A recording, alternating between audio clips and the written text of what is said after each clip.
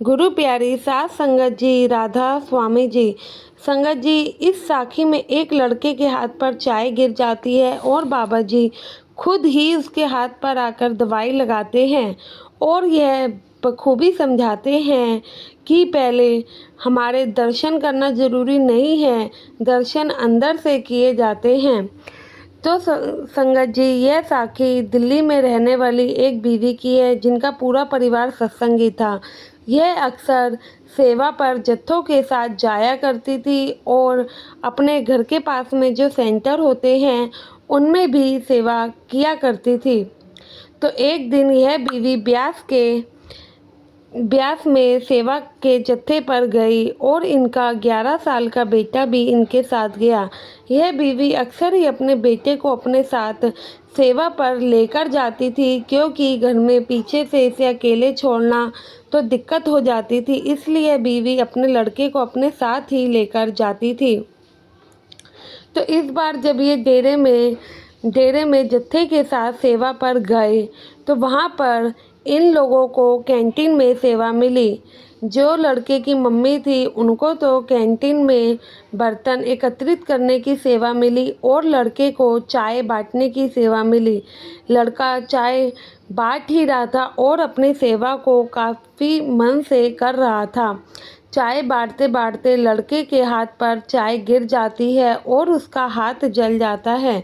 वह रोते रोते अपनी मम्मी के पास आता है और बताता है, ये देखो सेवा करते करते मेरे साथ क्या हो गया है, मेरा हाथ बहुत ज़्यादा दुख रहा है, आप इस पर दवाई लगवाओ। तो उसकी मम्मी कहती है कि तुम रुको, मैं अभी तुम्हें डॉक्टर के पास लेकर चलती हूँ।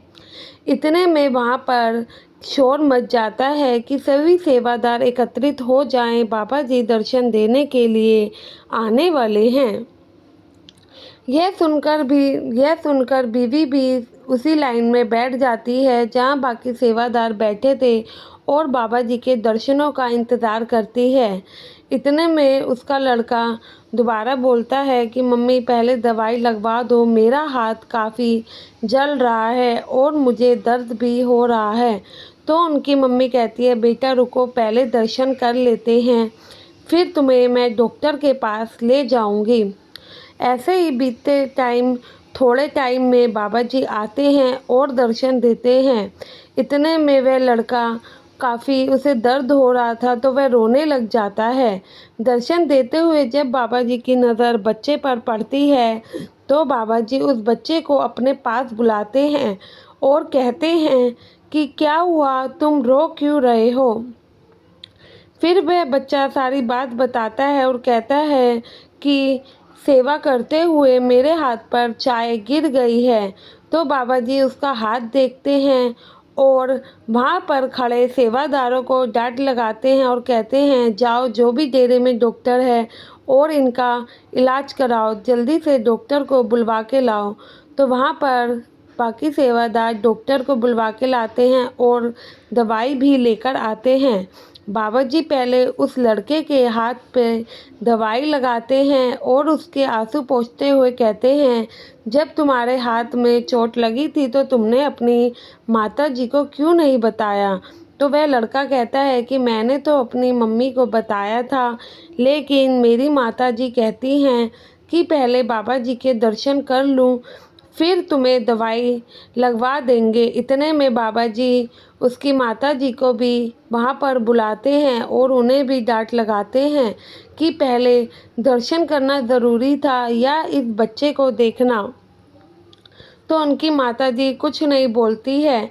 तो बाबा जी बच्चे को प्यार करते हैं और कहते हैं, चल अब तू ही बता दे, जब तेरी मम्मी ने तेरे को दवाई नहीं लगवाई तो तू खुद भी तो सेवादारों को, बाकी लोगों को बोल सकता था, दर्शन करना क्या इतना ज़रूरी था। तो वह बच्चा कहता है, इतने बड़े संत महात्मा के दर्शन बहुत मुश्किलों से होते हैं, तो हम ये मौका कैसे छोड़ सकते हैं। इसलिए हम लोगों के लिए पहले दर्शन करना ज़रूरी था। फिर बाबा जी मुस्कुराते हैं और कहते हैं, नहीं बेटा, ऐसा नहीं है, दर्शन बाहरी रूप से नहीं किए जाते हैं, अंदरी रूपी किए जाते हैं। पहले हमें अपने आप को देखना है, अपने घर परिवार देखना है, अपना शरीर देखना है। अगर हम सक्षम हैं तो ही हमें आगे जाके दूसरा काम करना है, उसके अलावा नहीं। अब आपके चोट लगी है और आप दर्शनों के चक्रों में बैठे हो, क्या दर्शन होंगे तो आपके हाथ में, क्या दर्शनों के चक्कर में आपके हाथ में दर्द नहीं होगा? या फिर आपको कोई दवाई लगा देगा? तो फिर वो लड़का बहुत ही प्यार से जवाब देता है, बाबा जी अगर हम आपसे दर्शनों के लिए इंतज़ार नहीं करते तो क्या ये मौका मुझे कभी ज़िंदगी में नसीब होता कि सतगुरु खुद आकर मेरे आंसू पोंछे और मेरे हाथों में मलहम लगाए। इस पर बाबा जी उसे आगे समझाते हैं कि बेटा आज तो ठीक है, लेकिन आइंदा ऐसा नहीं करना है। पहले हमें अपने आप को देखना है, फिर जाके कोई काम। और तू इतना समझदार बच्चा है, तुझे तो समझ होनी ही चाहिए। बाबा जी उस बच्चे को चीज़ भी देते हैं और वहाँ सभी सेवादारों को दर्शन देकर चले जाते हैं। संगत जी, हमारे सद्गुरु हमें हमेशा समझाते हैं, पहले घर परिवार देखना है, दर्शन बाहरी रूपी नहीं अंदरी रूपी होने चाहिए। सद्गुरु को खुश करना है तो भजन सिमरन बंदगी करनी चाहिए, ना कि ऐसे सत्संग जाने से या फिर दर्शन करने से होने तो कुछ नहीं होने वाला है। जब हम भजन सिमरन करेंगे और अपना हर काम पूरा ढंग से करेंगे तो वह वैसे ही उन्हें खुशी मिल जानी है। आशा है आपको ये साखी भी अच्छी लगी होगी, बाबा जी का संदेश भी आपको समझ आया होगा। तो अपने इस चैनल को सब्सक्राइब करके चैनल का हिस्सा ज़रूर बने जी।